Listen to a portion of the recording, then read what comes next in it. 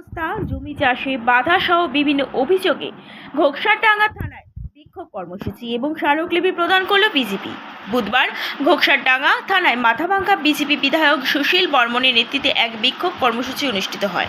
এই দিন প্রথমে ঘোকসারডাঙ্গা বাজার থেকে মিছিল করে বিজেপি কর্মী সমর্থকগণ ঘোকসারডাঙ্গা থানায় আসে এবং থানার সামনে বসে বিক্ষোভ দেখাতে থাকে।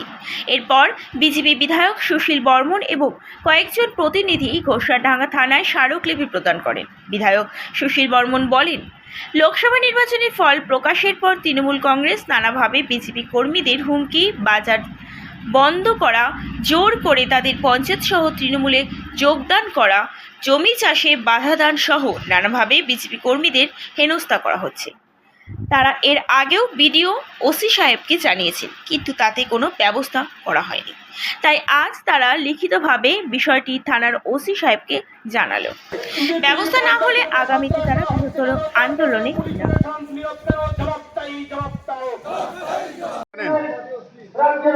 পোস্ট পোল ভায়োলেন্স 24-এর রেজাল্টের 4 তারিখের পর থেকেই মাথাভাঙ্গা 2 নং বিধানসভার মধ্যে সাধারণ বিজেপি কর্মী এবং পঞ্চায়েত সদস্য, পঞ্চায়েত সমিতি মেম্বারদের উপরে, সাধারণ কর্মীদের উপরে অকথ্য নির্যাতন চলছে।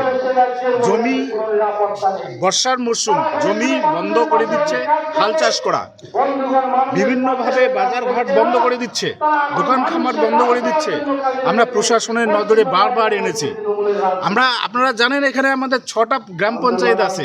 গ্রাম পঞ্চায়েত প্রধানদের অনৈতিকভাবে হয়রানি করা হচ্ছে। প্রায় মাঝে মধ্যেই অঞ্চলে গিয়ে হামলা করা হচ্ছে, তালা লাগিয়ে দেওয়া হচ্ছে। এখনো 4টা অঞ্চল এখনো তালা লাগিয়ে দিয়েছে, বন্ধ করা আছে। এই সমস্ত অরাজনৈতিক কাজ, এই সমস্ত অগণতান্ত্রিক পদ্ধতি এই তৃণমূল কংগ্রেস চালাচ্ছে বিজেপির উপর বুলডোজার চালানোর জন্য। আমরা তার এই প্রতিবাদের জন্য পুলিশের কাছে আমরা 4 তারিখের পর থেকে জানাচ্ছি, অনেক এফআইআর করেছি, আমরা হাইকোর্ট পর্যন্ত করেছি। হাইকোর্টের রায় আমরা আমাদের অনুকূলে আছে। আজকে হয়তো আমাদের কপি এসে যাবে। সেজন্য আমরা বারবার পুলিশ প্রশাসনকে এই আমাদের সাধারণ মানুষের সুখ স্বাচ্ছন্দ্যের জন্য, শান্তি শৃঙ্খলা বজায় রাখার জন্য, গ্রামের গণতন্ত্রকে রক্ষা করার জন্য, মানুষের গণতন্ত্রকে রক্ষা করার জন্য, শান্তির জন্য বারবার আবেদন নিবেদন করেছি, বিডিও থেকে শুরু করে ওচিকে পর্যন্ত। কিন্তু আমরা কোনো সুবিচার আজ পর্যন্ত পাইনি। ফুলবাড়ি পঞ্চায়েতের প্রধানকে, নৃপেন বিশ্বাসকে জোর করে ধরে নিয়ে গিয়ে পার্টি অফিসে জয়েন করালো। সেখানে জয়েন করিয়ে মুখ দিয়ে জোর করে বলিয়ে নিল আমি স্বেচ্ছায় জয়েন করেছি। তারপরে পঞ্চায়েত প্রধান সাহেব আমাদের সঙ্গে থাকলেন কিছুদিন গোপনে। এখন আছেন এই যে অত্যাচার, কালকে এক পঞ্চায়েতকে বাড়িতে সকাল থেকে সারাদিন অত্যাচার করে সন্ধ্যাবেলা রাত্রিবেলা তাকে বাড়ি থেকে জোর করে টেনে নিয়ে গিয়ে জয়েনিং করালো। এই সমস্ত কি চলছে? বিজেপির উপরে এত অত্যাচার কেন? এত ভয় পেয়েছেন কেন? এই ভয় আপনাদের কাল হবে।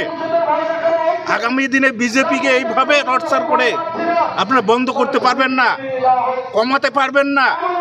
বিজেপি সামনে বিধানসভায় এই কুচবিহারের 7 বিধানসভার 7টাই জিতবে, এটাও মনে রাখেন।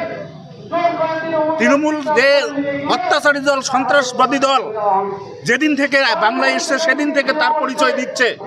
এই লোকসভায় জেতার পরেও সেই পরিচয় দিচ্ছে। মানুষকে সেই রকম অত্যাচার চালিয়ে যাচ্ছে, মানুষের উপরে অন্যায় অত্যাচার চালিয়ে যাচ্ছে, দুর্মুখ চালিয়ে যাচ্ছে, বুলডোজার চালিয়ে দিচ্ছে মানুষের উপরে, গণতন্ত্রকে ধুলোয় মিশিয়ে দিয়েছে। এটা তীব্র প্রতিবাদ করার জন্য প্রশাসনের কাছে আজকের এই আমাদের গণ আন্দোলন, বিক্ষোভ কর্মসূচি।